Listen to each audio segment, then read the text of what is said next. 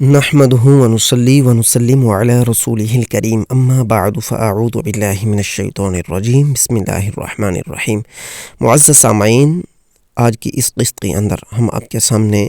حضرت امام علی مقام رضی اللہ تعالیٰ عنہ کے زندگی کے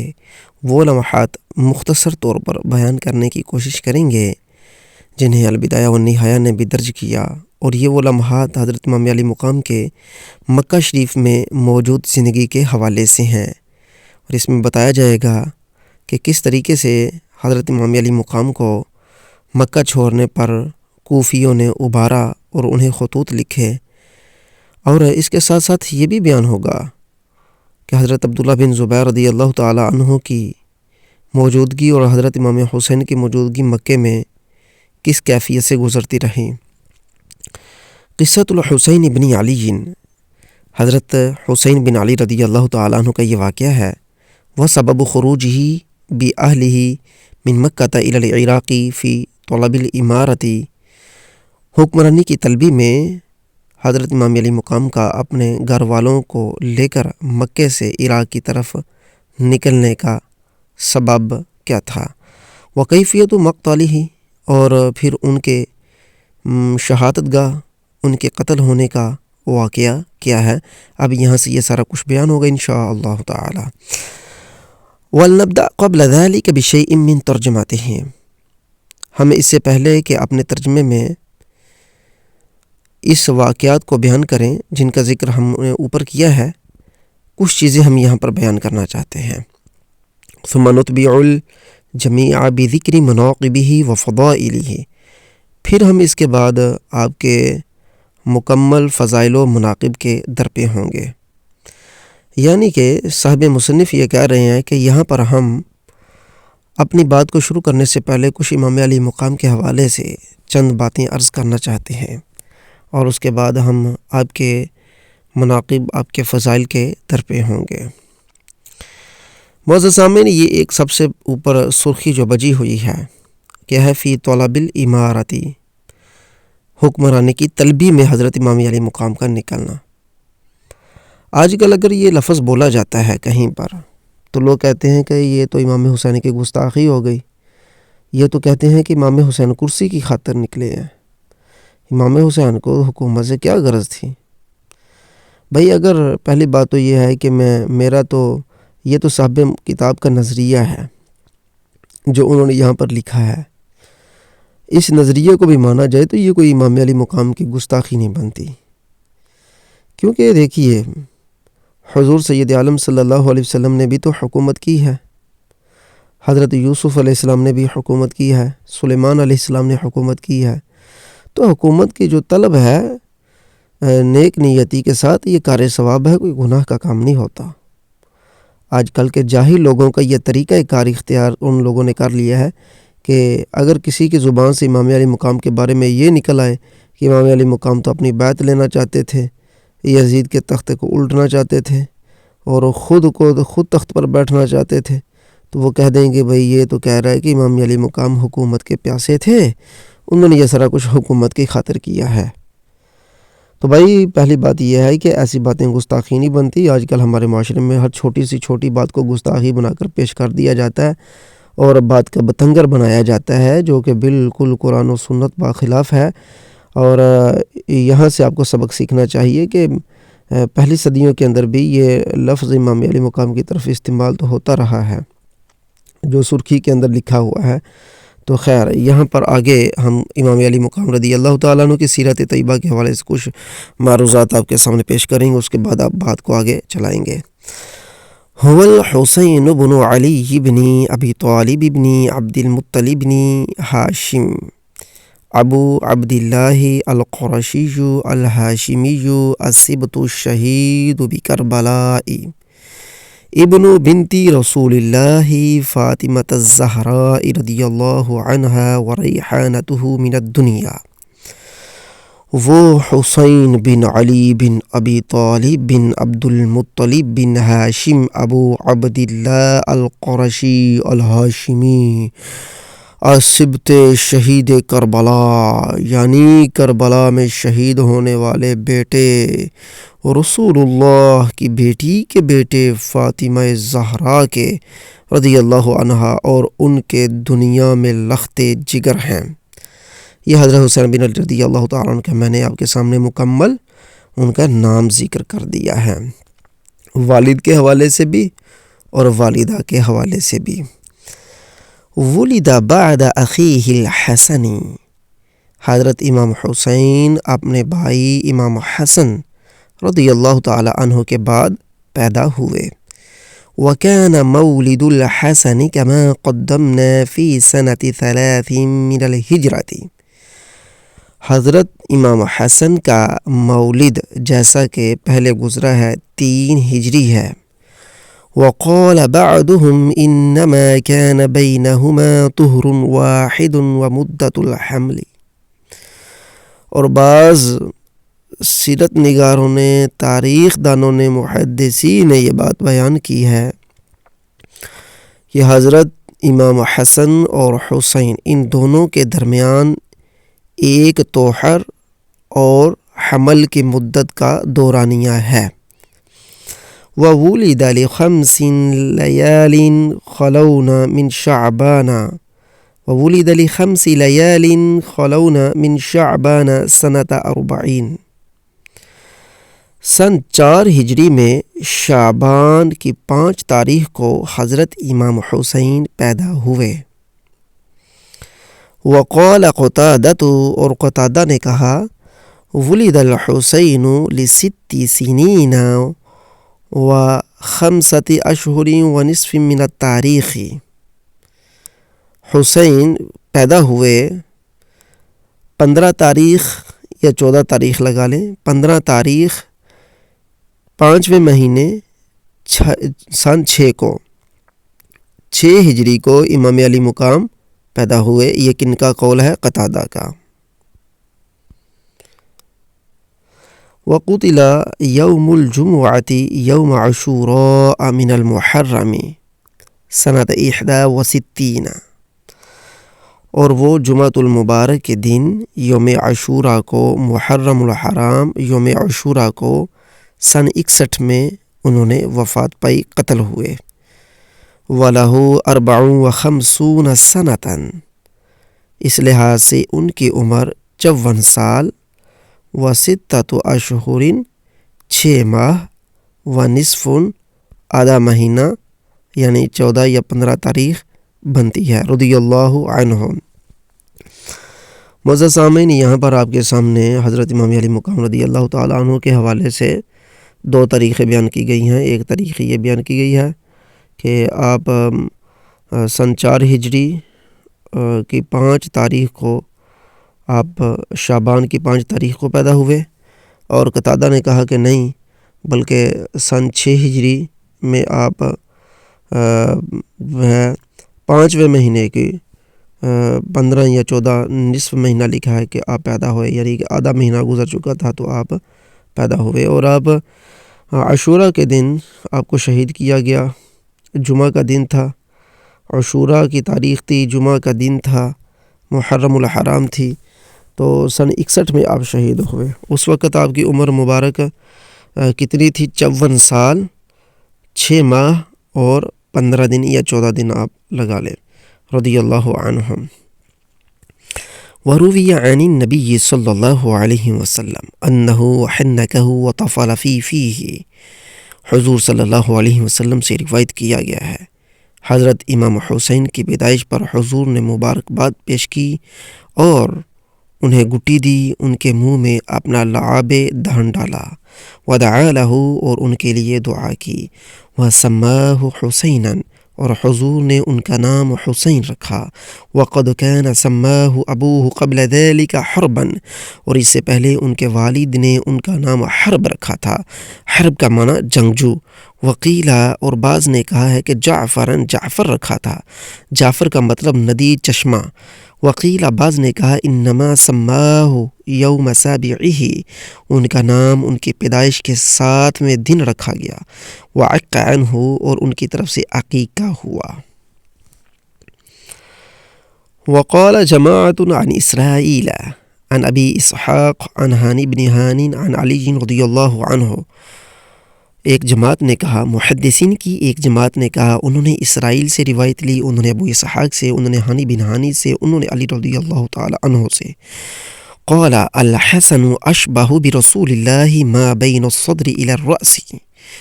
والحسین اشبہ به ما بین اسفل من ذلك، فرمایا کہ حسن حضور صلی اللہ علیہ وسلم کے سینے سے لے کر سر تک زیادہ مشابہت رکھتے تھے، اور حسین ما بین اسفل من ذلك، سینے سے لے کر نچلے حصے میں مشابہت رکھتے تھے۔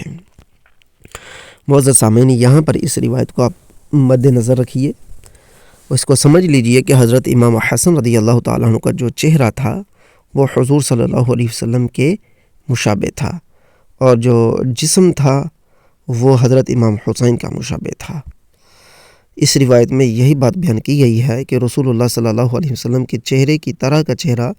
حضرت امام حسن کا زیادہ تر لگتا تھا،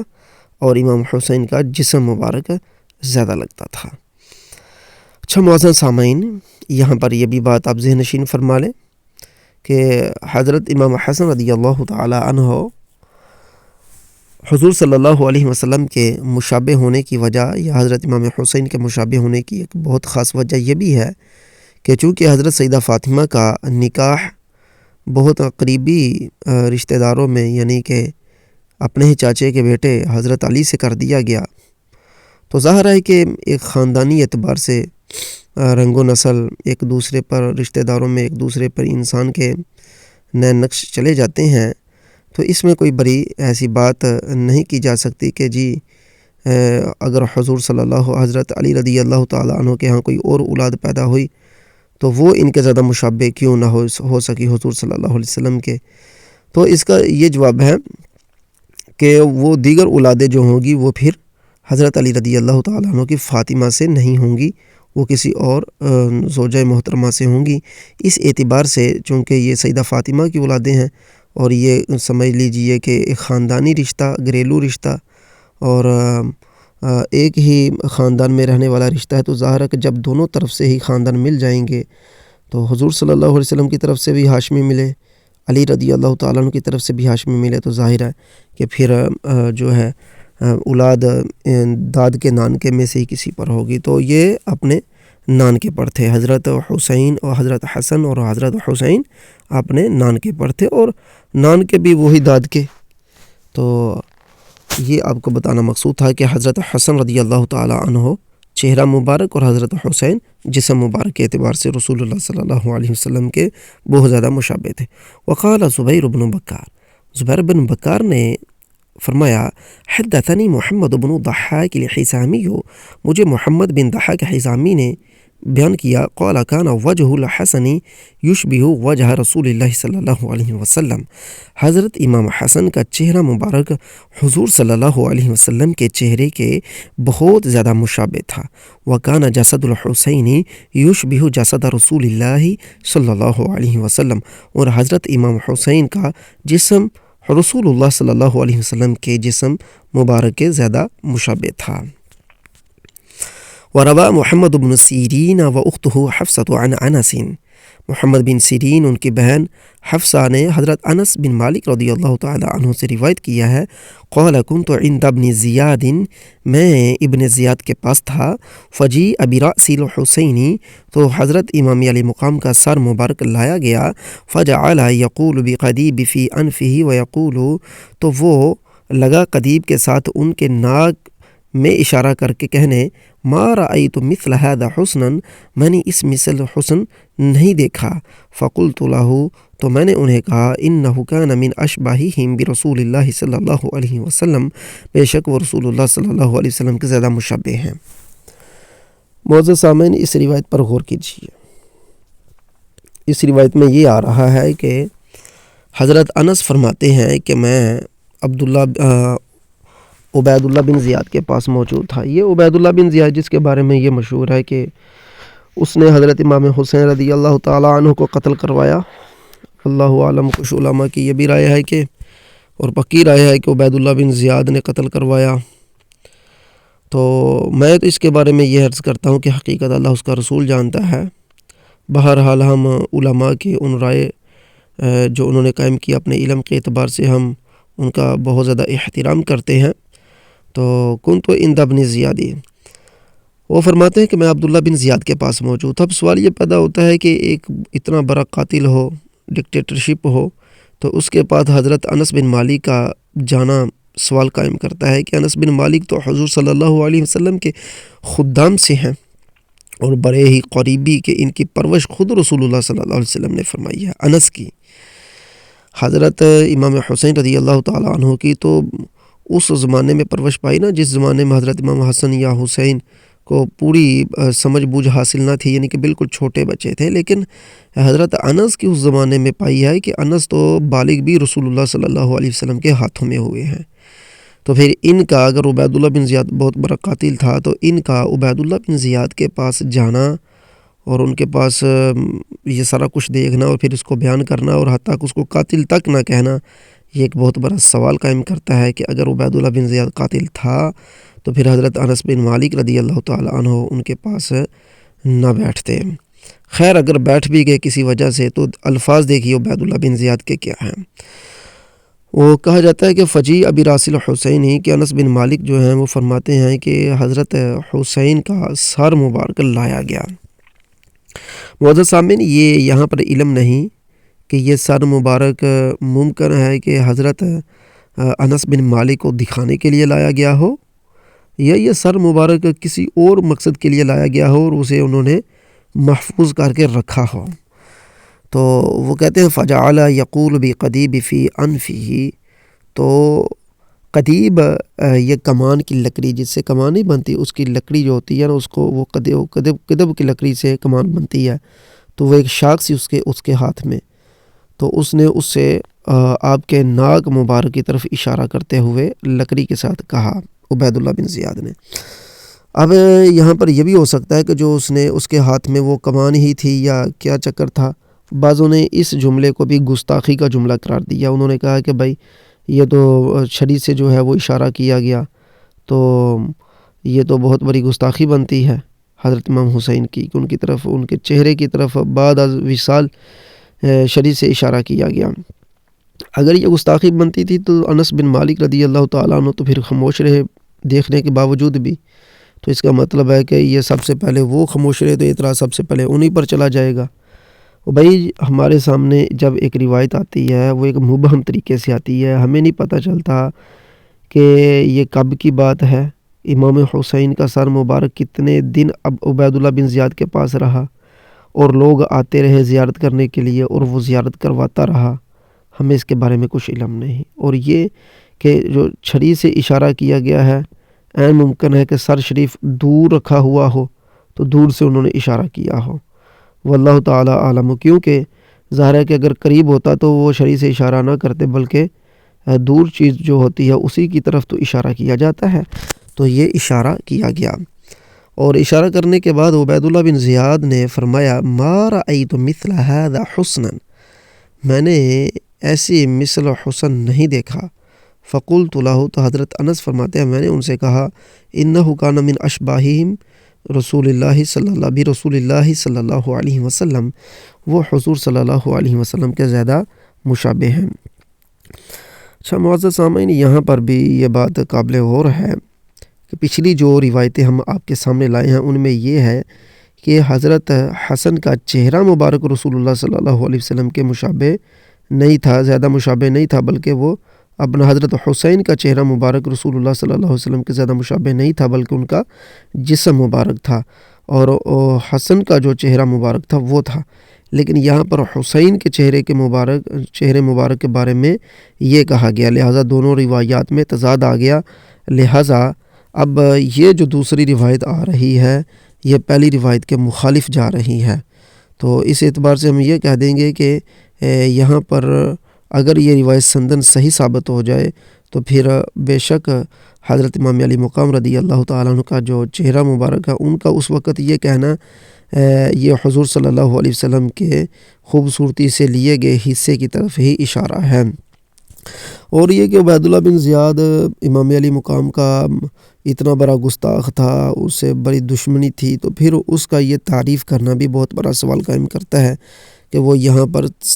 جو ہے وہ تعریف کر رہا ہے۔ بعض لوگ جو آج کل کے زمانے میں رہنے والے ہیں وہ یہ بات کہہ دیتے ہیں کہ بھائی وہ تعریف اس لیے کرتے تھے بیمار بھی لو اور تعریف بھی کر لو، ٹھیک ہے نا بھائی۔ جب ایک بات کے بارے میں ہمیں پتہ ہی نہیں ہے، یہ اس زمانے میں ہم تھے ہی نہیں، ہم ان زمانے کے لوگوں کے لہجوں رویوں کے بارے میں کیسے فیصلہ کر سکتے ہیں، بالخصوص ایسے مسائل میں جن میں کسی پر قتل کی تہمت یا قتل کی ذمہ داری ڈالی جا رہی ہو، تو اس میں ہم کیسے کسی کے بارے میں حتمی یقینی طور پر کچھ کہہ سکتے ہیں۔ ایسے مسائل کو اللہ اس کے رسول کے جو سپرد کر دینے چاہیے۔ وقال سفیان، اور سفیان نے فرمایا، قلت لعبید اللہ بن ابی یزید، میں نے عبید اللہ بن ابی یزید سے کہا، عرض کی، رأیت الحسین، آپ نے حسین کو دیکھا؟ قال نعم، انہوں نے فرمایا ہاں میں نے دیکھا۔ اسود الرأس واللحیۃ الا شعرات ہا ہنا فی مقدم لحیتہ، وہ سخت سیاہ بالوں اور داڑھی والے تھے، سخت سیاہ داڑھی اور بالوں والے تھے، سوائے چند بالوں کے جو کہ ان کے اگلی جانب داڑھی کے تھے۔ ان کی داڑھی میں اگلی جانب چند بال سفید تھے اور باقی ان کے سب داڑھی کے بال اور سر کے بال انتہائی سیاہ تھے۔ فلا ادری اخضب وترک ذلک المکان تشبہا برسول اللہ صلی اللہ علیہ وسلم، مجھے نہیں معلوم کہ انہوں نے اپنے سر اور داڑھی کو رنگا ہوا تھا، خضاب کیا ہوا تھا، یا انہوں نے اس جگہ کو یعنی اپنی داڑھی شریف کے اس حصے کو رسول اللہ صلی اللہ علیہ وسلم سے تشبہ کے طور پر چھوڑ دیا تھا۔ او لم یکن شاب منہ غیر ذالک، یا پھر ہو سکتا ہے کہ اس کے علاوہ کوئی بال سفید ہو ہی نہ، یہ بھی ممکن ہے۔ یعنی اس روایت کا مطلب یہ نکلا کہ حضرت عبیداللہ بن ابی یزید سے سفیان جو بہت بڑے تابعی ہیں، انہوں نے عرض فرمایا کہ آپ نے حضرت حسین کو دیکھا ہے؟ تو انہوں نے کہا ہاں میں نے دیکھا ہے۔ حضرت حسین کی داڑھی شریف اور ان کے سر کے بال انتہائی سیاہ تھے، مگر ان کی داڑھی کے اگلی جانب چند ایک بال سفید بھی تھے، تو مجھے نہیں معلوم کہ وہ سفید بال خضاب کرنے کی وجہ سے تھے، اور انہوں نے یعنی کہ باقی بالوں کو انہوں نے خضاب کیا ہوا تھا، اور اتنے بال انہوں نے سفیدی کے اس لیے چھوڑ دیے کہ وہ رسول اللہ صلی اللہ علیہ وسلم کی داڑھی شریف سے مشابہت ہو جائے، یا پھر ان کے بھی اسی طرح جو چند بال سفید تھے اور باقی سارے کے سارے سیاہ تھے۔ تو معزز سامعین آگے چلیے، یہاں پر میں عرض کر دوں کہ حضور صلی اللہ علیہ وسلم کی داڑھی شریف کے بھی اگلے بال کہیں کہیں چند ایک مقامات پر جو تھے سفید، جو دیکھنے میں بہت خوبصورت نظر آتے تھے۔ وقال ابن جریج سمعت عمر بن عطاء قال رأيت الحسين بن علي يسبغ بالوسمة اما هو فكان ابن 60 سنة وكان رأسه ولحيته شديدي السواد۔ ابن جریج فرماتے ہیں کہ میں نے عمر بن عطا سے سنا، انہوں نے کہا میں نے حضرت حسین بن علی کو اپنے بال رنگتے ہوئے دیکھا، وسمہ کے ساتھ اپنے بال رنگتے ہوئے دیکھا۔ بہرحال ان کی عمر شریف 60 سال تھی اور ان کے سر اور داڑھی انتہائی سیاہ تھے۔ اس روایت کے اندر وہ پچھلی روایت کا جواب آ گیا جس میں یہ کہا جا رہا تھا کہ کیا معلوم کہ حضرت حسین کے داڑھی شریف کے جو بال ہیں وہ ہوں ہی سفید، وہ وسمہ سے ان کو نہ رنگتے ہوں، یعنی کہ ان کو کالا سیاہ نہ کرتے ہوں۔ تو یہاں پر عمر بن عطا فرما رہے ہیں کہ وہ وسمہ سے رنگا کرتے تھے۔ جب وسمہ سے رنگا کرتے تھے تو اسی لیے وَكَانَ رَأْسُهُ وَلِحْيَتُهُ شَدِيدَ السَّوَادِ، تو ان کے سر اور داڑھی انتہائی سیاہ ہو جاتی تھی۔ فَأَمَّا الْحَدِيثُ الَّذِي رُوِيَ مِن طَرِيقَيْنِ ضَعِيفَيْنِ، بہرحال وہ احادیث جو بطریق انتہائی ضعیف روایتیں ہیں، یعنی کہ ضعیف طرق سے روایت مروی ہیں، وہ کیا ہیں؟ ان فاطمۃ سألت رسول اللہ صلی اللہ علیہ وسلم فی مرض الموت، فاطمہ نے رسول اللہ صلی اللہ علیہ وسلم سے آپ علیہ الصلوۃ والسلام کی بیماری کے ایام میں عرض کی ان ینحل ولدیہا شیئا، کہ ان کے دونوں بیٹوں کے لیے رسول اللہ صلی اللہ علیہ وسلم کچھ عطا فرمائیں۔ فقال اما الحسن فلہ ہیبتی وسؤددی، فرمایا حسن کے لیے تو میری ہیبت ہے اور سرداری ہے، واما الحسین فلہ جرأتی وجودی، اور حسین کے لیے میری جرأت اور سخاوت ہے۔ فلیس بصحیح، یہ روایت صحیح نہیں، ولم یخرجہ احد من اصحاب الکتب المعتبرہ، اور کتب معتبرہ کے اصحاب نے بھی اس روایت کو تخریج نہیں کیا۔ معزز سامعین، یہ روایت اکثر ممبروں پر بیان کی جاتی ہے، حالانکہ اس کے بارے میں خود علامہ ابن کثیر خود فرما رہے ہیں کہ من طریقین ضعیفین، ٹھیک ہے نا، یا من طریقین ضعیفین، لیکن من طریقین ضعیفین یعنی کہ مختلف ضعیف ترکوں سے یہ روایت مروی ہے۔ اگر مختلف ضعیف ترکوں سے بھی مروی ہے، کافی زیادہ ترک مل جاتے ہیں تو پھر بھی بات ٹھیک بن جاتی ہے اپنا فضائل کے باب میں۔ تو من طریقین ضعیفین، اگر دو طریقوں سے ہو اور دونوں ضعیف طریقوں سے ہو، یعنی کہ تثنیہ کے صیغے سے ہو، تو پھر سوال قائم ہوتا ہے۔ بہرحال پھر بھی علماء نے فرمایا ہے کہ ضعیف روایت جو ہے فضائل میں قابل قبول ہوتی ہے۔ کس درجے کی ضعیف قابل قبول ہوتی ہے یہ آپ کو علماء کی طرف رجوع کرنا پڑے گا۔ بہرحال اس میں یہ ہے کہ سیدہ فاطمہ رسول اللہ صلی اللہ علیہ وسلم کے پاس اس وقت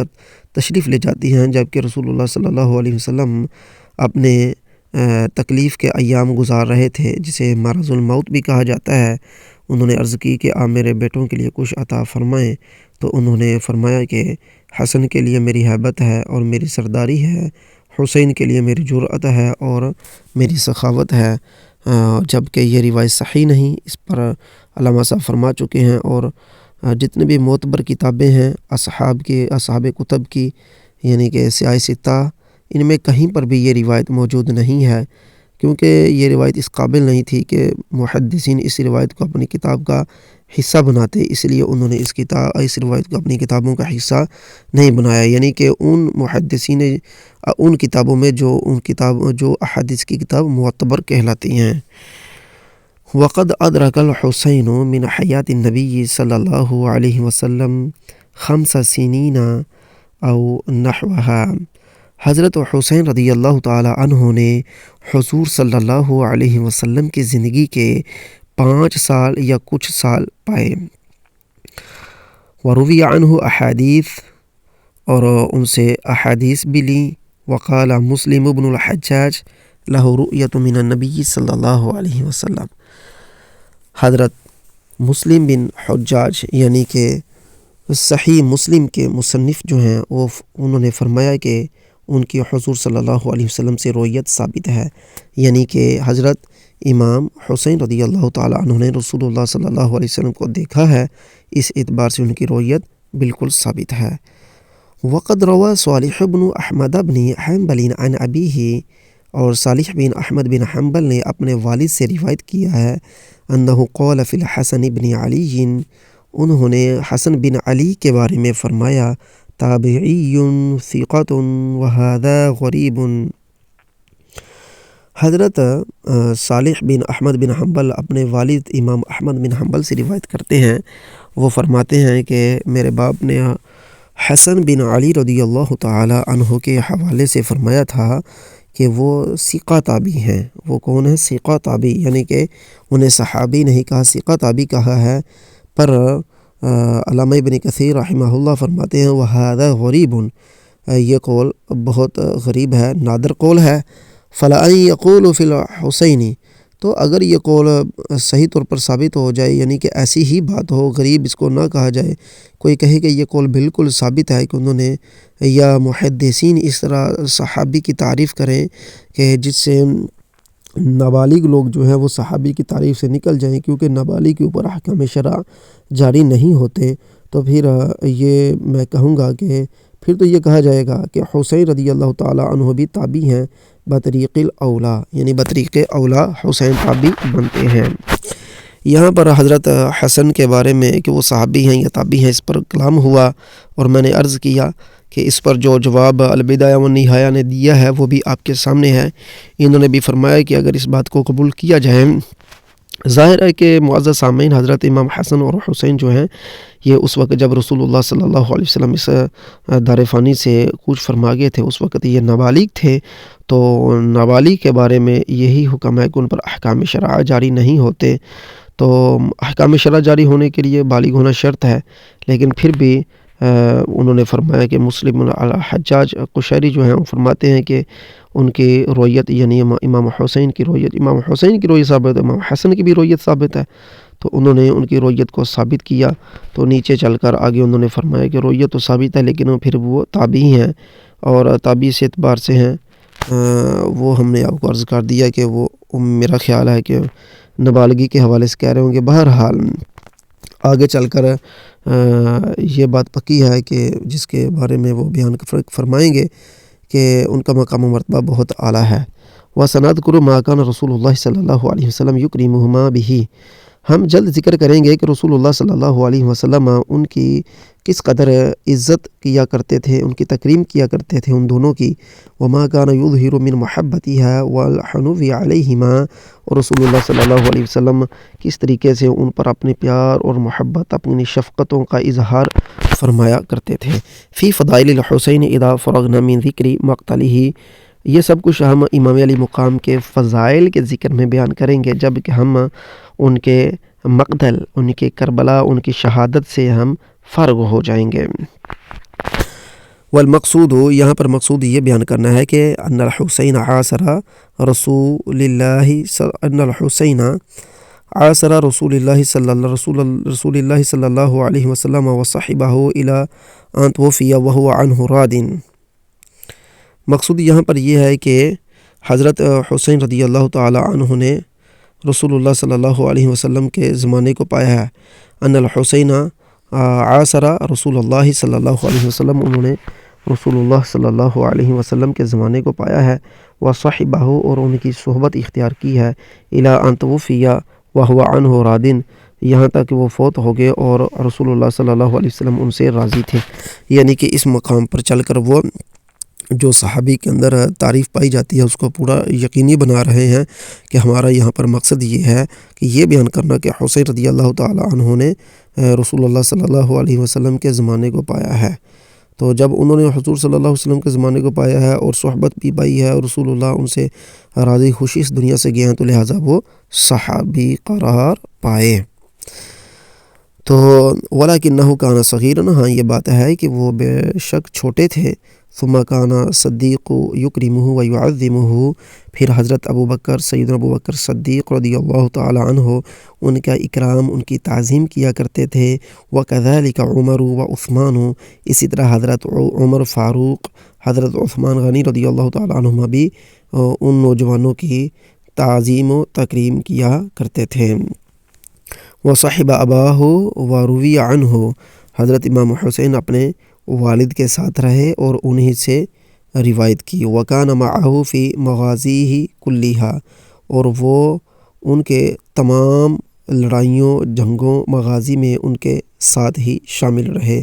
فی الجمل والصفین، جملوں اور صفین میں بھی ان کے ساتھ ہی رہے۔ وکان معظما موقرا، اور وہ اپنے والد کی انتہائی تعظیم و توقیر کیا کرتے۔ ولم یزل فی طاعت ابیہ حتی قتل، اور انہوں نے کبھی اپنے والد کی اطاعت سے ہاتھ نہیں اٹھایا یہاں تک کہ وہ شہید ہو گئے۔ فلما آلت الخلافۃ الی اخیہ الحسن، اور جب خلافت ان کے بھائی حسن رضی اللہ تعالی عنہ کی طرف پھر گئی، واراد ان یصالح معاویہ،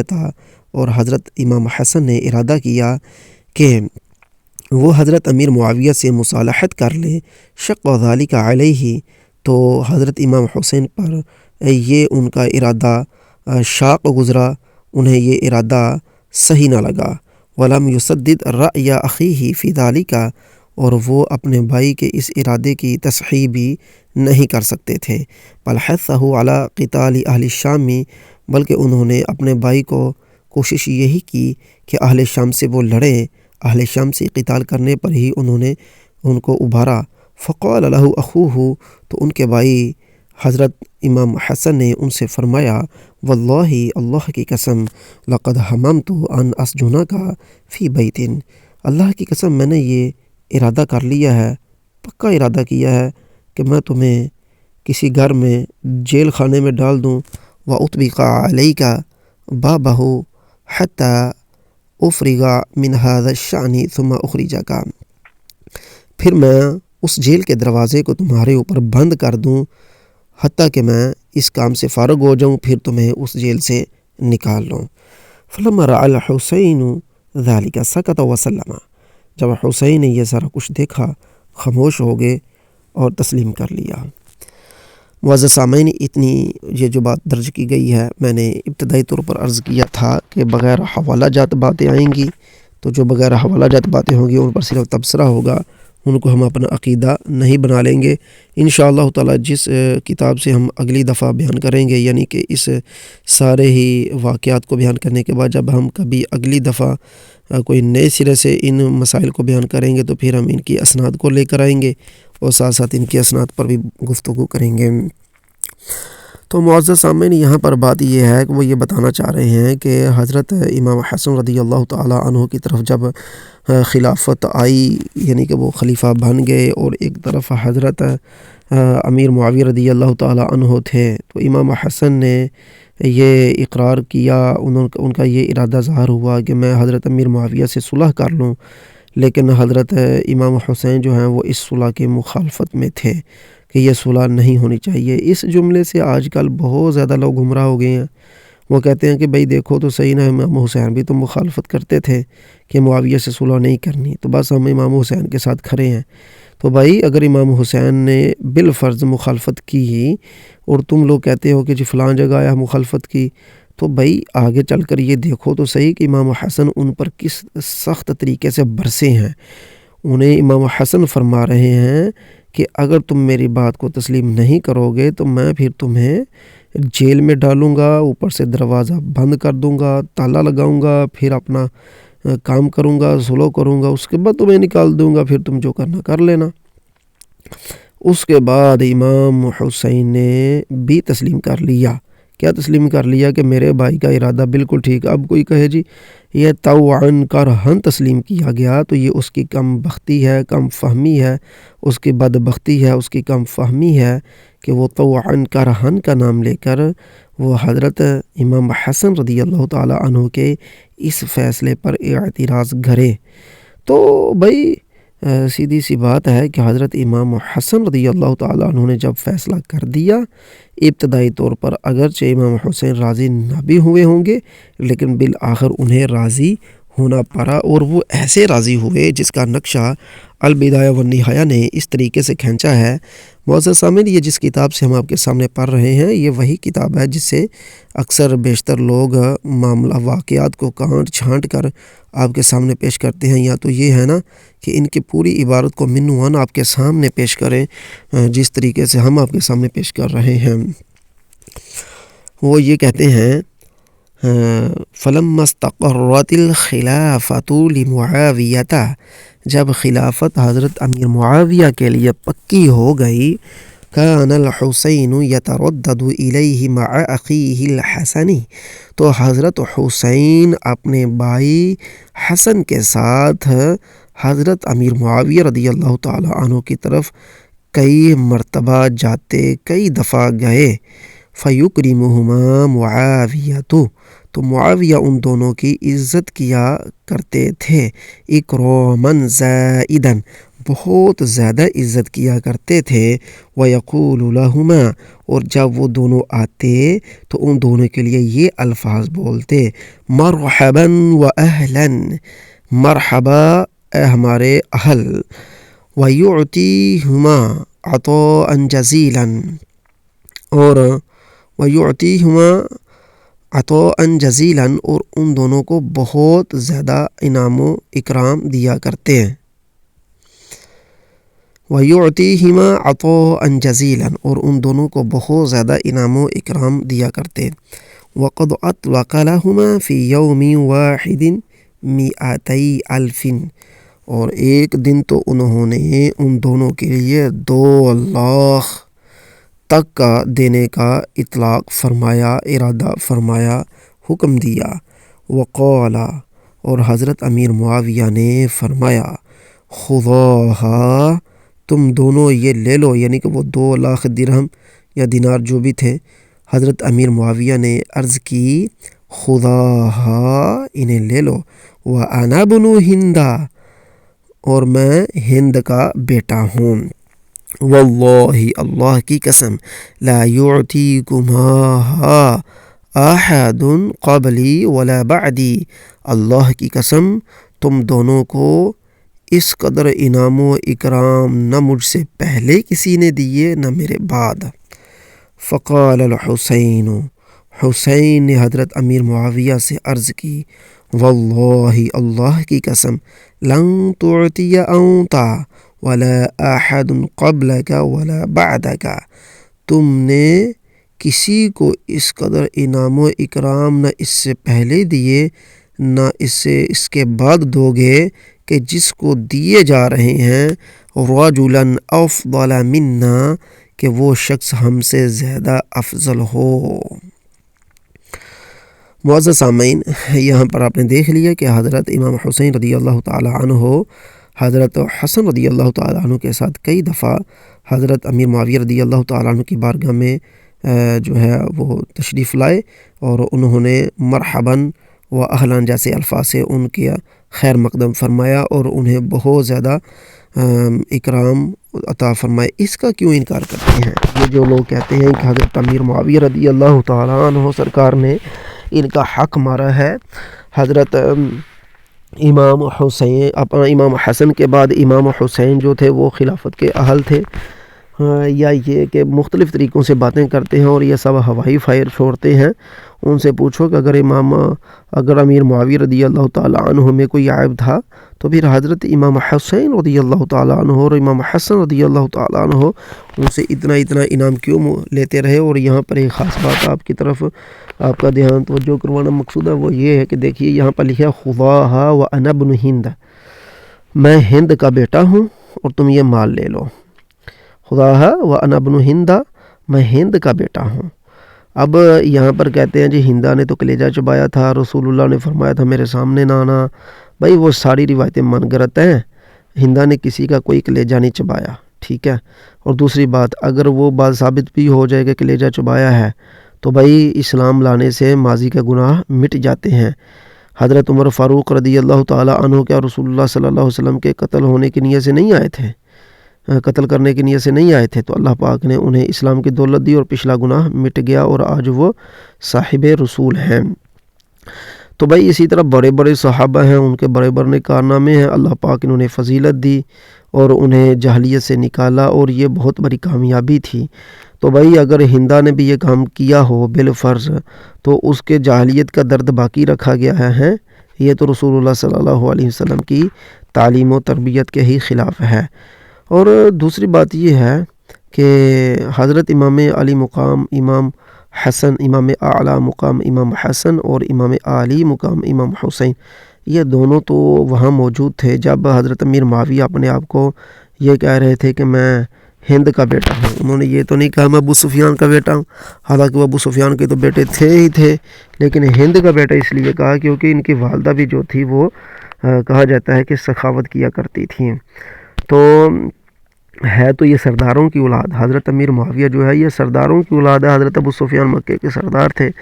زمانہ جاہلیت میں بھی سردار تھے، اور جب اسلام قبول کیا اس وقت بھی رسول اللہ صلی اللہ علیہ وسلم نے انہیں سردار ہی رکھا، ان سے سرداری چھینی نہیں۔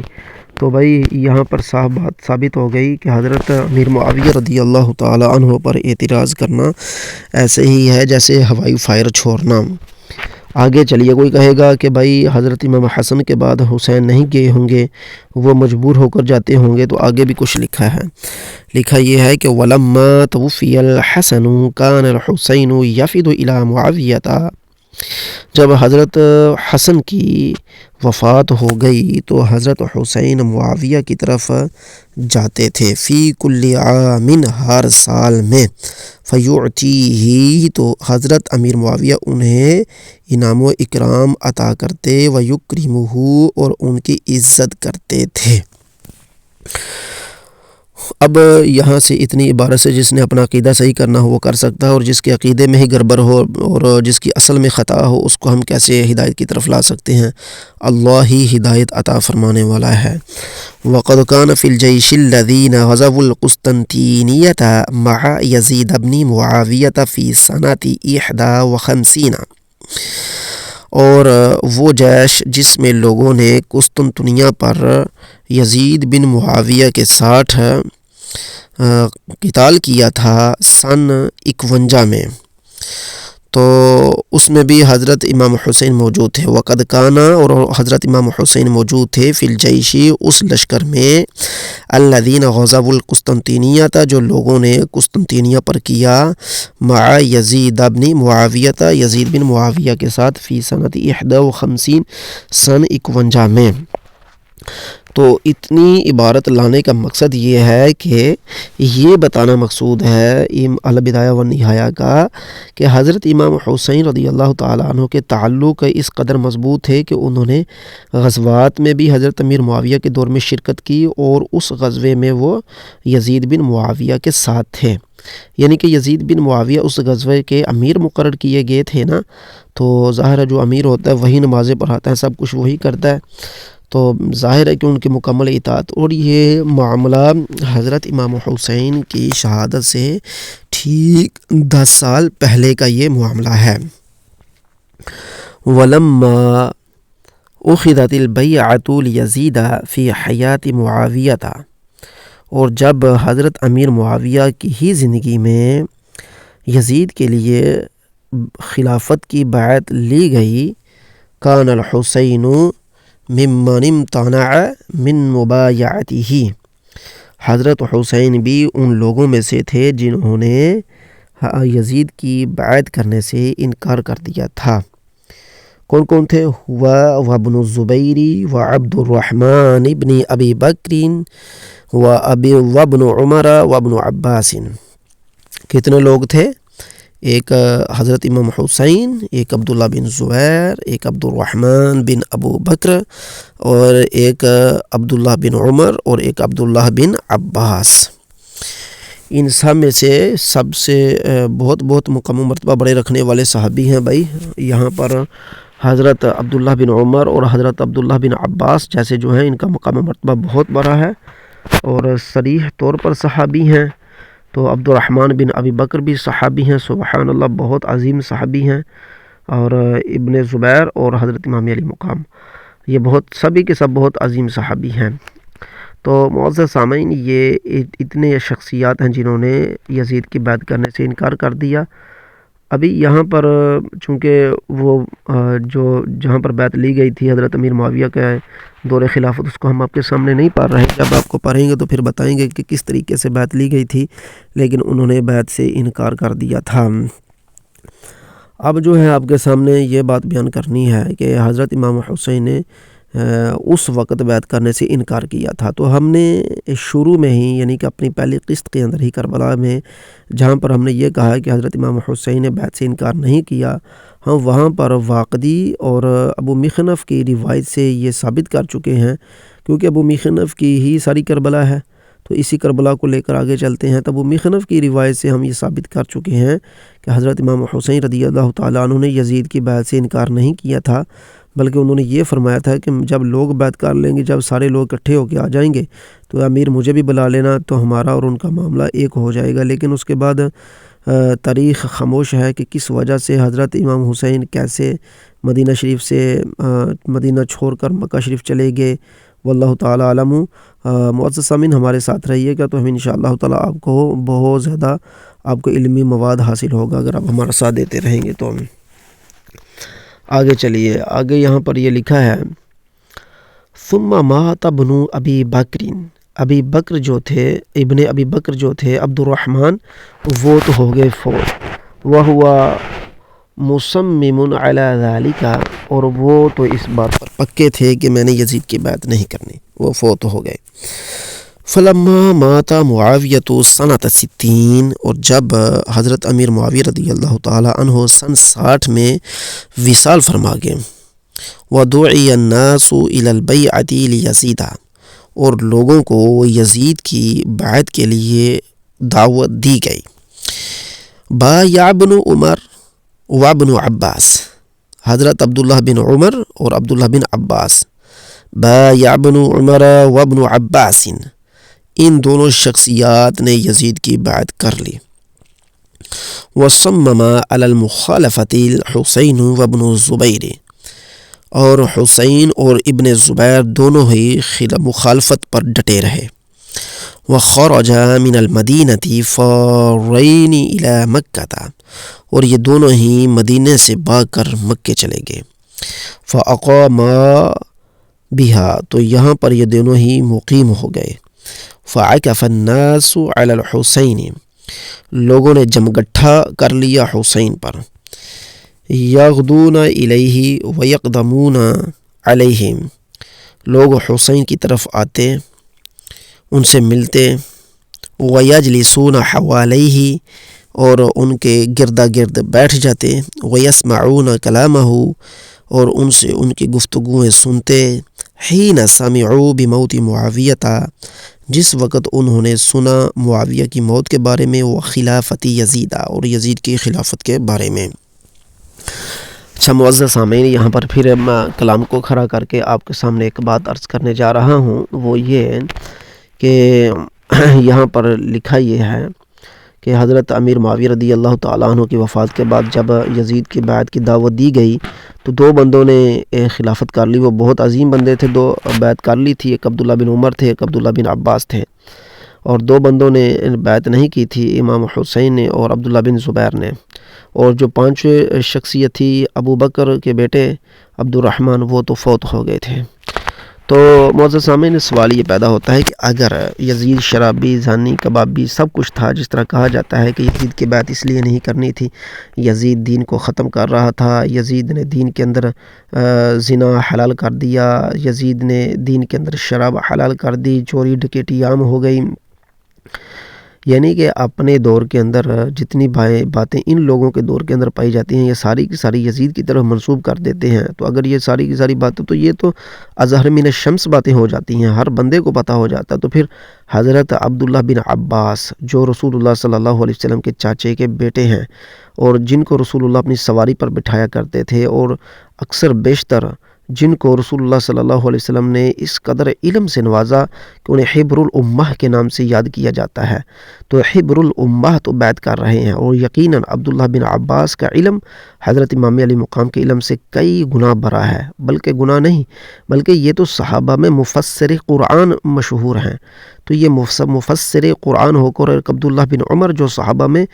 فقیہ ہونے کے اعتبار سے سب سے زیادہ مشہور تھے کہ یہ بہت بڑے فقیہ ہیں، تو حضرت عبداللہ بن عمر بھی فقیہ، اور حضرت عبداللہ بن عباس یہ مقام و مرتبے کے لحاظ سے بھی، اپنے علمی اعتبار سے بھی، اور مقام و مرتبے کے لحاظ سے بھی دیگر جنہوں نے انکار کیا ان سے اعلیٰ تھے، ان سے افضل تھے، وہ بھی بہت افضل ہیں، لیکن ان کے افضل ہونے کے جو ہے، انہوں نے حضور صلی اللہ علیہ وسلم سے ان کی صحبت بھی زیادہ پائی رسول اللہ کی، اور ساتھ مل کر جو ہے جہاد بھی کیے، خطبے بھی سنے، اور یہ سمجھدار تھے اس وقت جب رسول اللہ صلی اللہ علیہ وسلم چلے گئے تھے۔ حضرت امام حسین تو اس وقت چلے نابالغ تھے، جس طرح کہ میں پہلے عرض کر چکا ہوں۔ یقیناً ان تمام کی عزت و مقام و مرتبہ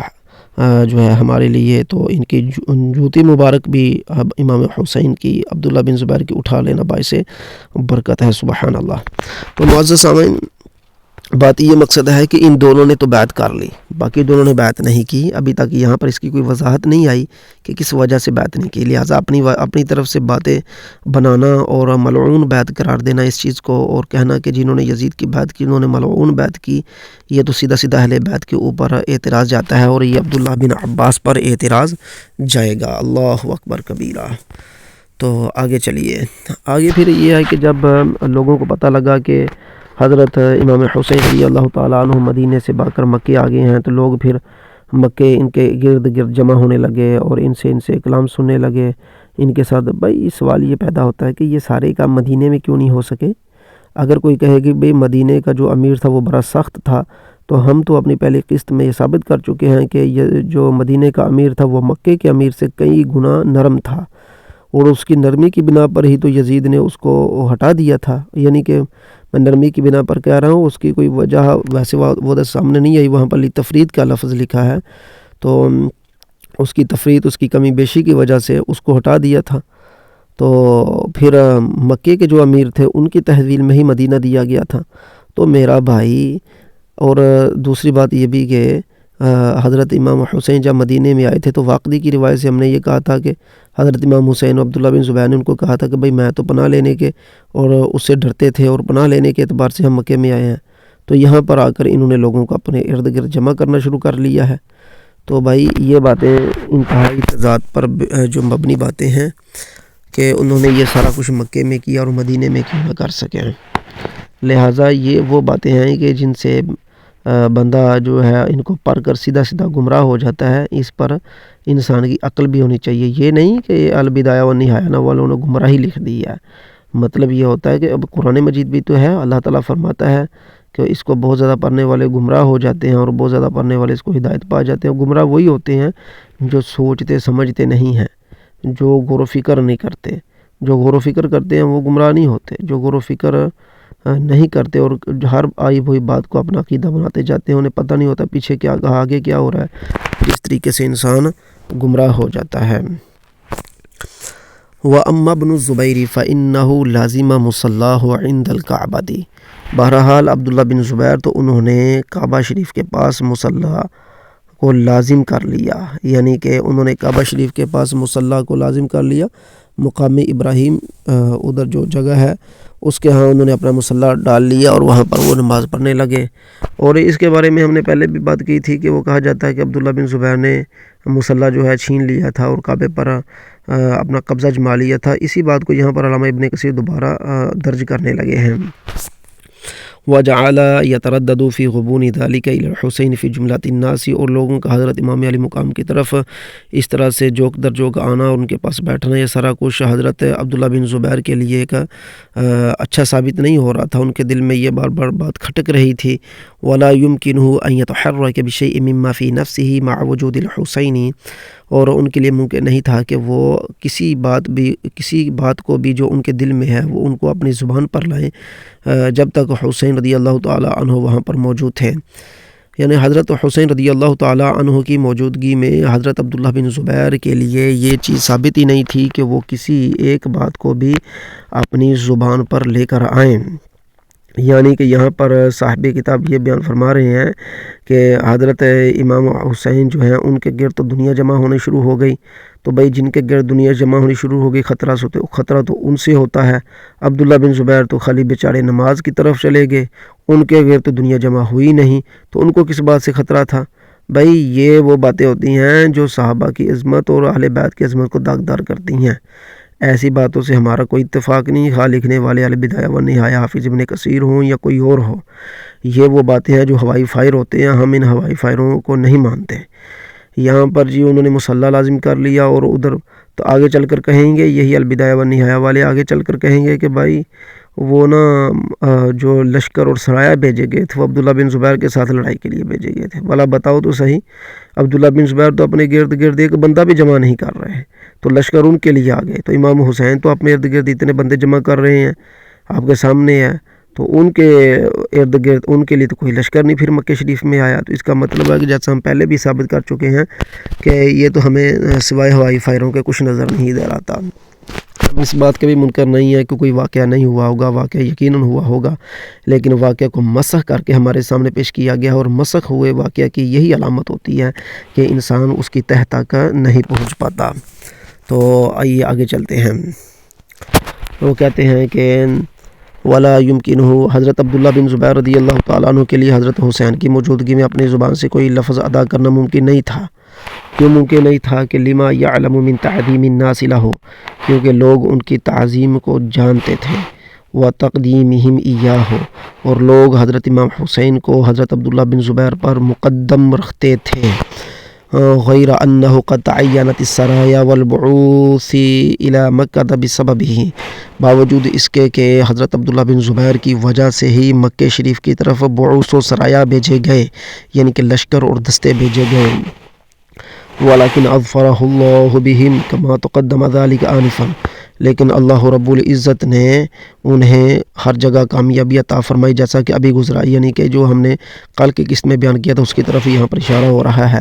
فانقشعت السرایا عن مکہ مغلولین، تو جتنے بھی سرایا تھے سارے کے سارے مکہ سے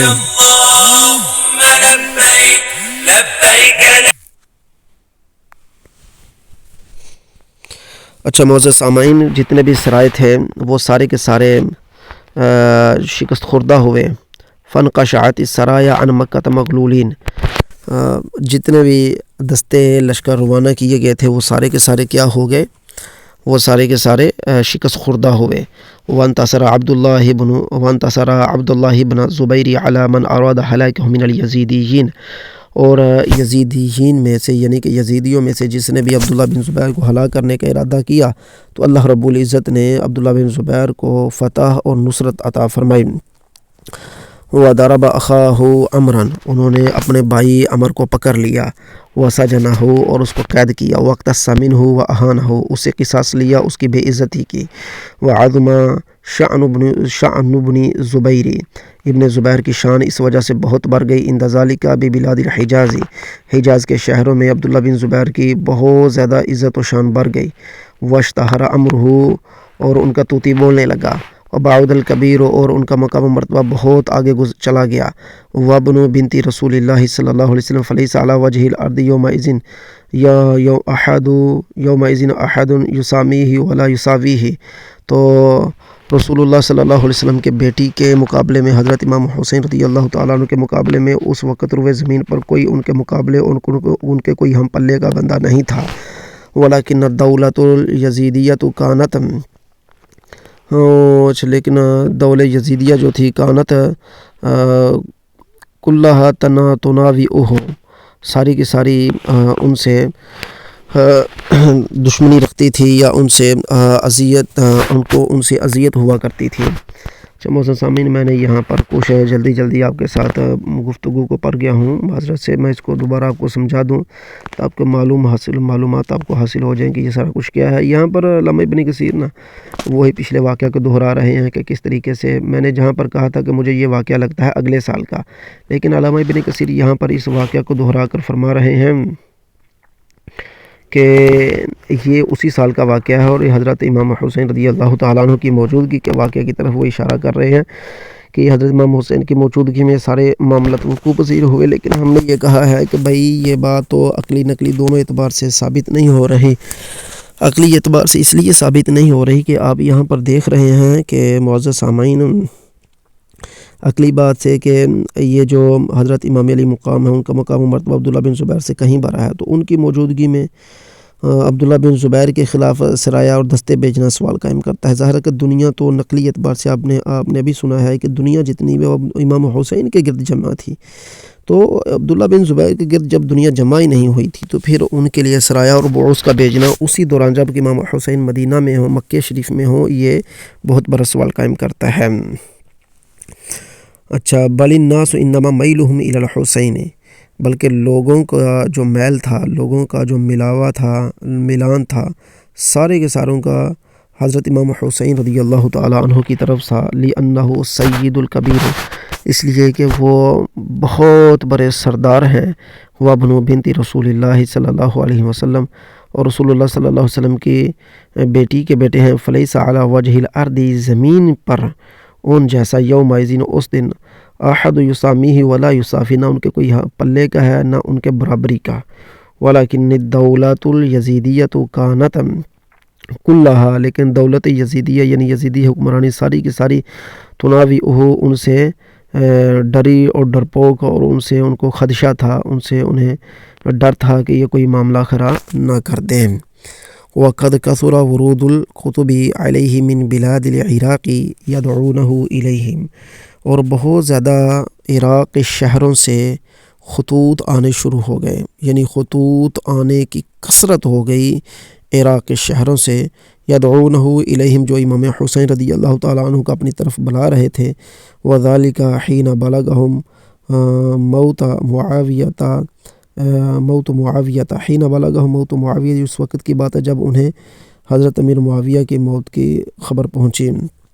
وولایت یزید، اور یزید کے والی ہونے کی خبر پہنچی، ومسیر الحسین الی مکہ فرارا من بیعت یزید، اور حضرت حسین رضی اللہ تعالیٰ عنہ کا مکے سے فرار ہو کر، مدینے سے فرار ہو کر مکے آ جانے کے بارے میں انہیں خبر پہنچی۔ معزز سامعین، بات کو آج یہاں تک ہی ختم کرتے ہیں، انشاءاللہ تعالیٰ آئندہ قسطوں کے اندر ہم اس کو دوبارہ بیان آپ کے سامنے کریں گے۔